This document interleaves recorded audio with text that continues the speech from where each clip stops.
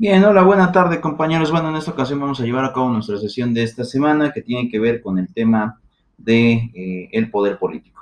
Bueno, la clase pasada tuve ahí un problema con Scatify, el programa que ocupamos para poder llevar a cabo la grabación. Como ustedes podrán darse cuenta, o me imagino que se dieron cuenta, pues prácticamente el repetidor o el programa se logró eh, vamos a llamarlo así, se logró eh, trabar, se detuvo y bueno, tuve que cortar la transmisión porque no era posible mantener esa transmisión en ese momento. Ya he llevado a cabo las correcciones, tuve que desinstalar y volver a instalar el programa, pero bueno, espero que en esta ocasión no me falle. Bueno, entonces, como les decía, en esta política, hoy no vamos a ver video, toda la clase me la voy a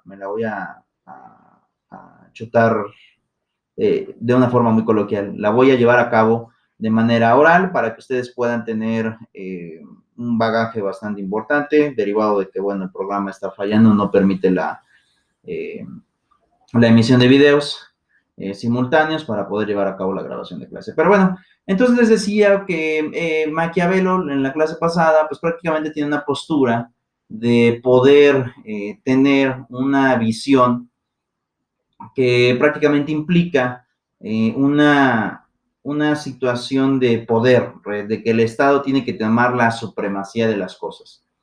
Y cuando toma la supremacía de las cosas, pues eso también implica el uso legítimo de la fuerza, ¿no? Pero también Maquiavelo de alguna forma te decía, bueno, el Estado puede ocupar la fuerza, pero no de manera permanente, ¿no? Es decir, porque un Estado cuando mantiene la fuerza de forma permanente, entonces estamos hablando de que ya tenemos una tiranía, un imperio, ¿no?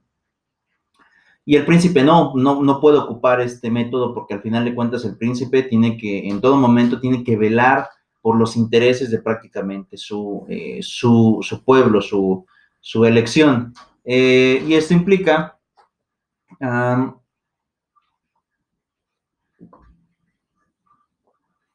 implica que eh, pues literalmente el príncipe se deba a la ciudadanía. Entonces, si bien es cierto, existe una corresponsabilidad entre ciudadanía y gobernado, a veces el gobernado pues llega a tener actitudes un poco anarquistas y cuando esto sucede el Estado tiene que entrar con el uso de la fuerza cuando ya se han agotado los medios legales y tenga que recuperar el orden, ¿no? Entonces Maquiavelo prácticamente maneja esta postura en donde pues el Estado es quien dirige la política, ¿no? Quien dirige el estado de gobernanza, quien vigila el cumplimiento de la norma y aquel sujeto que no se acople a la norma dada, que en este caso es la ley, pues tendrá que pagar las consecuencias de manera subsecuente. ¿Cómo tiene que pagar o cómo va a estar llevando a cabo esta situación? Pues obviamente se le requerirá conforme a lo manifestado y tendrá que agotar las instancias correspondientes. En este caso, un juicio previo y bueno, ahí el uso de la defensa, ya en el derecho romano se prevé una defensa y bueno, prácticamente toda la consecuencia jurídica que conlleva el tener pues estas situaciones, ¿no?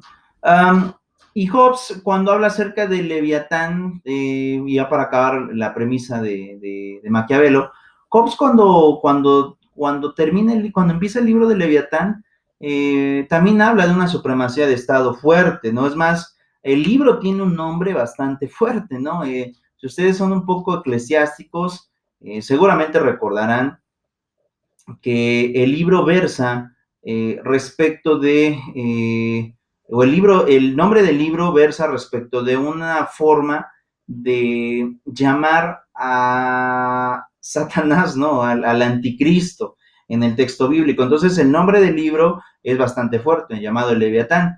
Y aquí habría que preguntarnos por qué es que Thomas Hobbes decide poner esta postura a su libro y por qué su idea de Estado la titula de esta forma.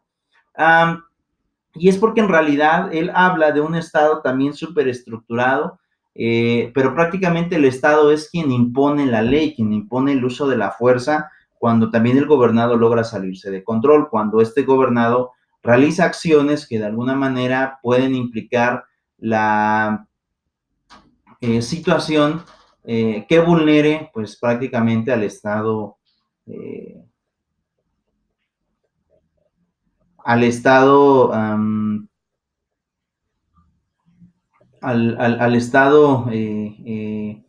como estructura, ¿no? Entonces, él dice, bueno, en pocas palabras, el Estado es este leviatán, es este anticristo, ¿no? Porque él obviamente va a versar o va a tratar en toda forma y en toda manera que pues el sujeto se coloque en posición y de acuerdo a la normativa, ¿no? Es decir, que el sujeto cumpla la norma, que el sujeto tenga pues sí, en realidad una forma de coexistir, pero también a través de las reglas que el Estado tenga. No puede oponer su propia voluntad, porque eso implicaría pues una situación bastante vulnerable.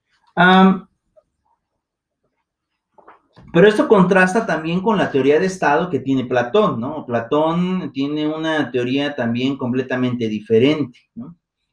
Platón tiene una perspectiva más apegada a la cuestión de la aristocracia, ¿no? De acuerdo a la teoría de Platón, un gobierno tiene que ser aristócrata, para él la democracia no es buena. El poder político dentro de la aristocracia es sumamente fuerte, pero también habría que reconocer que la aristocracia logra tener elementos selectivos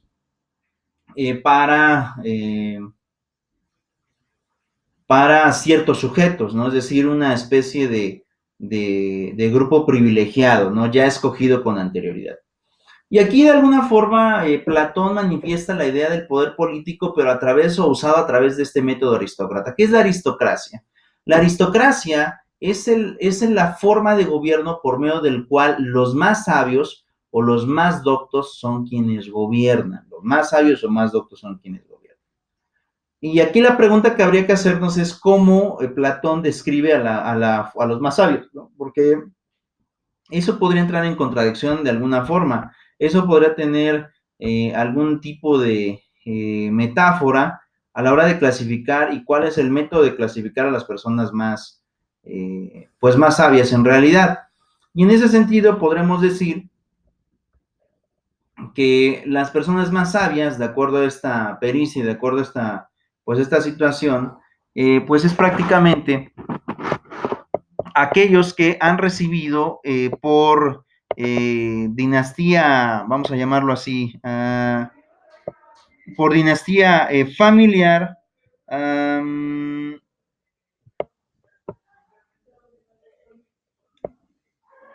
una forma o una estructura, pues básicamente gubernamental, ¿no? En este caso, que existen un grupo selectivo de familias o de personas que son quienes, pues prácticamente van a poder llevar a cabo la gobernanza de un solo país.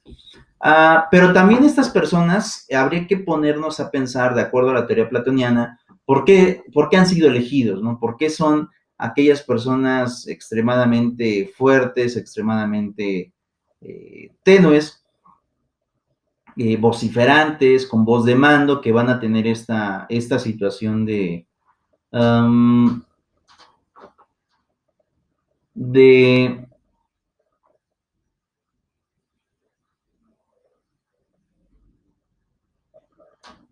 de privilegio político, ¿no?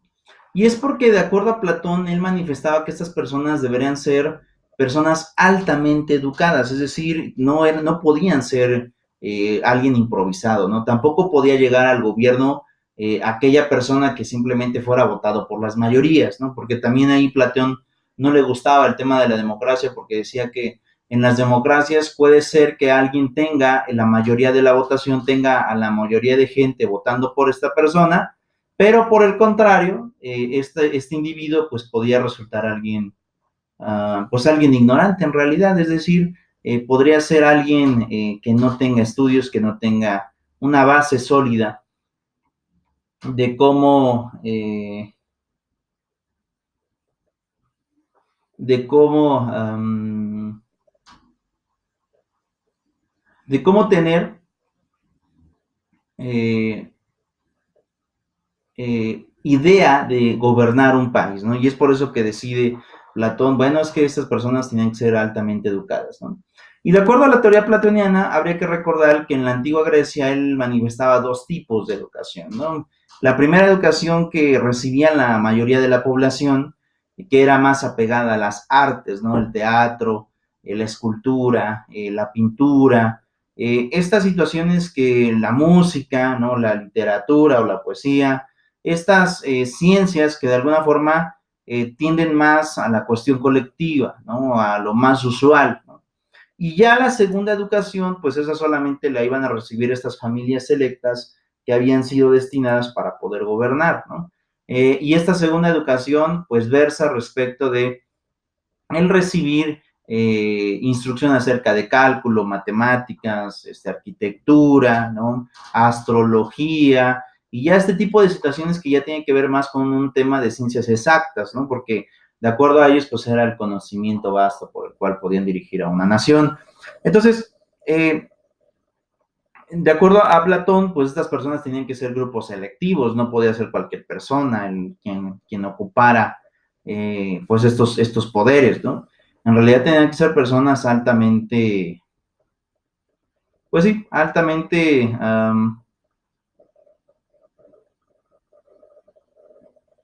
eh, altamente preparadas, ¿no?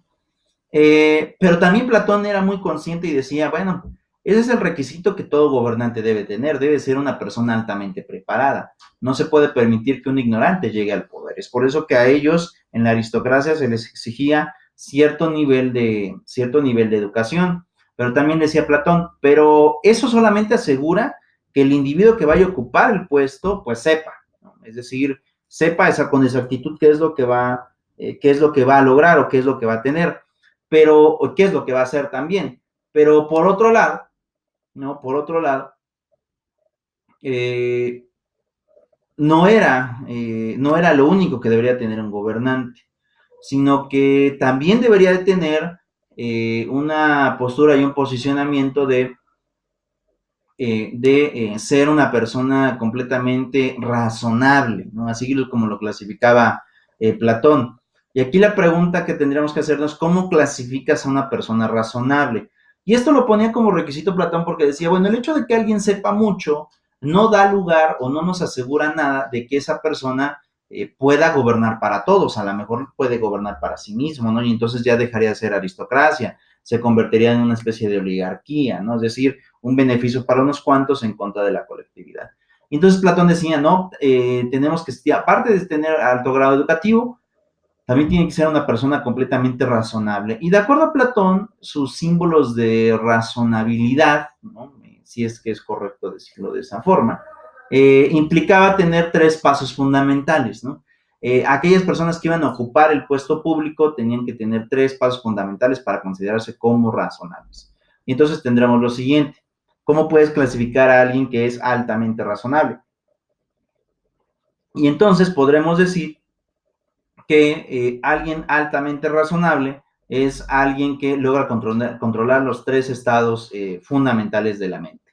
Y decía Platón, pero para que alguien sea razonable tiene que cumplir con los tres, no puede bajo ninguna perspectiva solamente tener o cumplir dos y uno no, o una a medias. Tiene que cumplir con los tres. Entonces Platón, de acuerdo a su visión, manifiesta estos tres puntos de la siguiente forma y decide, el punto más fácil de poder controlar es el tema de los instintos del cuerpo.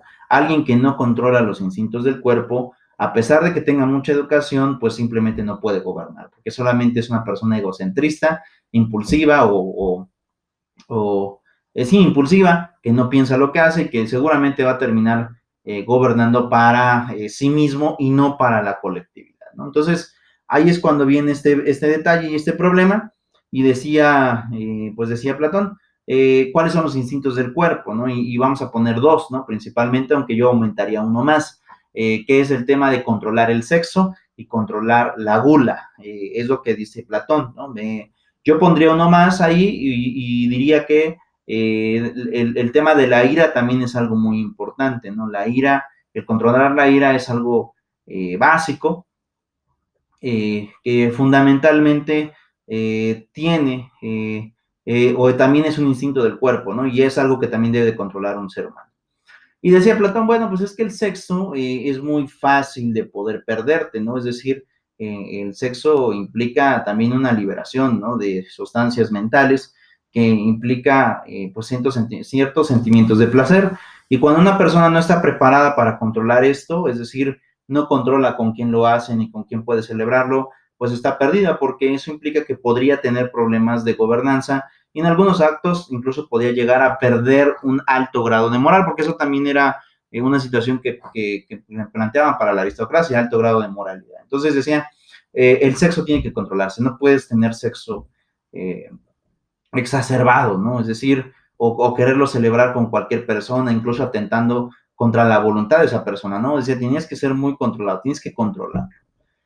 Y luego decía el tema de la gula, ¿no? Que también para aquellos años esta situación generaba bastante incertidumbre porque podríamos decir en un principio que la gula es como, o mejor dicho, no es como, es el arte, ¿no? De poder comer en exceso sí, de comer cantidades completamente, eh,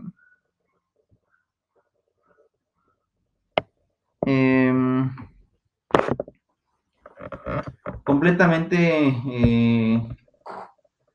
em, el comer porciones más grandes de las debidas, ¿no? Que eso también es algo muy importante. El cuerpo está diseñado para comer ciertas porciones de comida y eso implica el aprovechamiento del alimento hacia el cuerpo.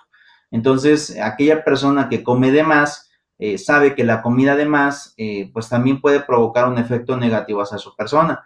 Puede tener enfermedades, puede tener muchas situaciones conexas o como consecuencia, esto puede generar pues principalmente un problema, ¿no? Entonces, ante esa situación, en realidad podremos decir que que Platón decía, bueno, es que tiene que controlarse también. El sujeto no puede generar comida o no puede comprender más alimento del debido, solamente lo básico, pues lo necesario en realidad, ¿no? Eso es lo que tendría que hacerse. Y en ese sentido,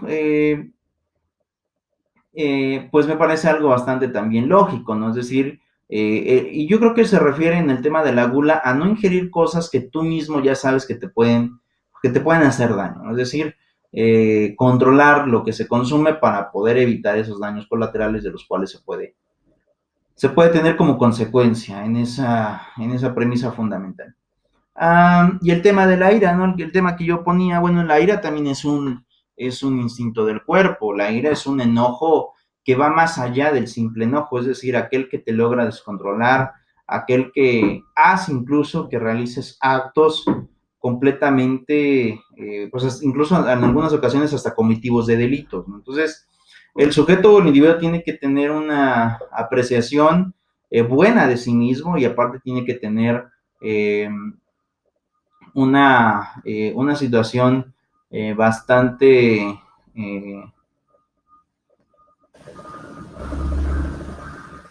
templada, ¿no? En controlar esos instintos o esos enojos, ¿no? Alguien cuando no controla esos instintos o esos enojos, pues como decía, puede ser una comisión del delito, puede llegar a matar a alguien, puede llegar a hacer daño a alguien, o incluso poner en peligro su vida. Son situaciones bastante, por así llamarlo, pues bastante delicadas, ¿no? Entonces, ahí también podríamos decir, bueno, es que hay que controlar estos estados también. No puedes solamente responder al impulso o realizar acciones sin pensar en las consecuencias. Y es un arte, en realidad, también el poder tener ese dominio o ese autocontrol que pues las personas necesitan, ¿no? El poder llevar a tener estos grados pues estos grados de sapiencia o de razonabilidad, ¿no? Entonces, ahí está en la primera etapa, ¿no? Es decir, el controlar los instintos del cuerpo, decía Platón, es lo más sencillo, ¿no? Y luego hablaba Platón de un segundo estado que también debería de controlarse, y decía, el segundo estado es más difícil que el primero, ¿no? O sea, si no controlas el primero, no vas a poder controlar el segundo. Y eso también se pedía para los gobernantes, ¿no? Que era principalmente para poder gobernar hacia todos, no para sí mismos, ¿no? Ni gobernar para ellos y para ti no. Aquí debes de tener esa balanza, el poder gobernar para todos. Y él hablaba acerca de controlar lo que hoy llamamos ego, ¿no? Es decir, que el sujeto de alguna manera logre controlar pues este ego, ¿no? Es decir, pues el amor propio, ¿no? Hay personas que, o el orgullo, podríamos llamar, hay personas que lo tienen demasiado elevado. ¿Y qué es lo que pasa con esas personas que lo tienen demasiado elevado? Pues es obvio que esas personas solamente están pensando en sí mismas, ¿no? Es decir, no les importa en realidad lo que hagan los demás. Y eso también resulta un problema, decíamos, o podemos decir, es un problema porque el sujeto que está en el gobierno no puede pensar solamente sobre sí mismo o solamente sobre su beneficio. Tiene que tener en cuenta que está representando a una nación completa y esta nación completa merece que le respondan en el arte de gobernar. Y es por eso que de alguna forma, de alguna manera, también se pide que pues este sujeto o este individuo pues logre tener ¿cómo explicarlo? Logre tener estas bases de poder tener templanza, ¿no? Entonces, aquellas personas que tienen el ego elevado no son buenas para gobernar tampoco. Pero decía Platón, tampoco es bueno tener el autoestima muy bajo, ¿no? Porque cuando alguien tiene el autoestima muy bajo, dejará de pensar en sí mismo y solamente procurará pensar en los demás. Pero esto implicaría minar la salud del gobernante y cuando una persona no está bien, pues también no está bien físicamente ni mentalmente, no puede tomar también decisiones claras en lo que se tiene que hacer o en beneficio de la colectividad. Entonces, se necesita una persona o en pocas palabras, una persona que tenga baja autoestima, pues tampoco puede gobernar un país. ¿Y qué es lo que sucede cuando habla acerca del equilibrio? Bueno, el equilibrio consiste en pensar para ti, en tratar de cuidarte, pero también de tratar de cuidar y salvaguardar los derechos y los reclamos de la nación, que en este caso pues, era la comunidad griega, y era con el objeto de que aquel gobernador o aquel gobernante pues no pensara solamente en sí mismo, sino pensara en la colectividad pues que en ese momento estaba representando. Eh, entonces tenemos esta situación, ¿no? Es decir, tener o mantener un equilibrio para gobernar para todos era prácticamente la parte fundamental que debería de tener este gobernante. Entonces vamos los dos requisitos, ¿no? Controlar el ego y controlar los sentidos del cuerpo. Y viene la parte más difícil, le decía Platón, esta es la parte más difícil del sujeto, de que logra aceptar, ¿no? Porque también cuando hablamos con un gobernante, pues tiene que tener este atributo también, ¿no? ¿Y en qué consiste ese atributo? Para dejarlo más claro, y es que el gobernante aristócrata, pues prácticamente también tenía que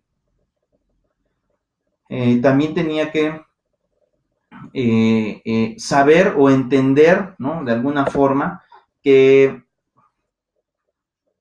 ¿cómo explicarlo? Tenía que saber y entender que, pues básicamente, eh, era, ¿no? Porque esa es la palabra correcta, que a lo largo de su vida, pese a lo que le pese y pese a lo que haya costado, siempre tenía que estar aprendiendo cosas nuevas. Es decir, probablemente durante cierto tiempo una persona puede decir, pues yo ya aprendí ciertas cosas, pero en realidad no, eso no implica que en realidad lo sepas o que lo hayas aprendido. Tampoco implica que en realidad seas bueno ocupando ese tipo de método, ¿no? Es decir, eso es algo muy relativo y muy efímero. O que sepas, o alguien que tenga una situación bastante eh, egocentrista, ¿no? Es decir, yo lo sé todo, ¿no? Nadie sabe todo en realidad. Constantemente estamos tomando nuevos aprendizajes.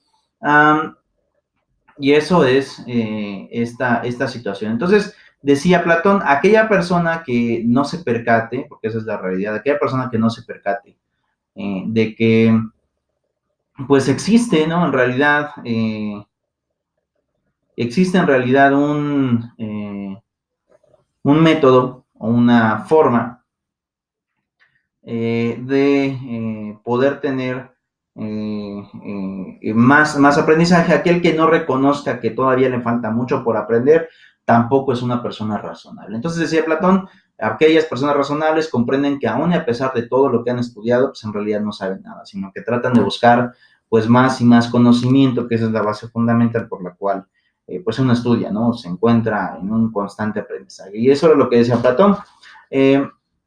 Este gobernante debe tener prácticamente las tres, las tres posiciones, ¿no? Es decir, debe de controlar los instintos del cuerpo, debe de controlar también el tema del ego, y por otro lado tiene que aceptar que todavía, a pesar de su trayectoria y a pesar de que ha recibido la primera educación de acuerdo al tema griego, pues al final de cuentas no sabe lo suficiente. Y entonces, ¿qué dará lugar a este gobierno aristócrata? Que esa persona que llegue al poder, su poder político va a ser muy congruente, ¿no? Porque, es decir, ¿por qué congruente? Porque lo que yo voy a aportar es todo mi conocimiento y toda mi templanza para la colectividad. Entonces, el poder político, de acuerdo al sistema aristócrata, pues era lo óptimo, de acuerdo a Platón. Para Aristóteles esto era pues prácticamente impensable. Para él decía, no, para mí lo mejor es prácticamente el sistema democrático, ¿no? Es decir, la democracia para Aristóteles era lo mejor, era lo óptimo, era lo que se tenía que hacer, incluso porque ante esta parte, pues prácticamente Platón lo que genera es un ambiente de colectividad en cuanto a que una especie de grupo selecto, pues es quien iba a gobernar prácticamente pues a las mayorías, ¿no? Que eso implicaba pues un esfuerzo también doble o triple, que iba a generar también un impacto pues bastante fuerte en la ciudadanía pues de aquellos, pues de aquellas épocas. En realidad lo que se trataba de buscar era pues un completo acoplamiento. Entonces el poder político también mueve las masas, porque cuando tú ves a un gobernante que está haciendo las cosas bien, que es congruente con su persona, difícilmente vas a poder ir al contraataque de este tipo de personajes, ¿no? Por el contrario, no te quedará más que aceptar la voluntad de ellos y la forma de gobernar, porque al final de cuentas puede generar beneficios a la colectividad. Y recuerda que cuando hablamos acerca de la colectividad, siempre estará por encima el interés público que el interés privado. Entonces, si la mayoría aprueba cierto sentido, cierta forma de gobernanza, pues los demás tendrán que acoplarse a ese sentido.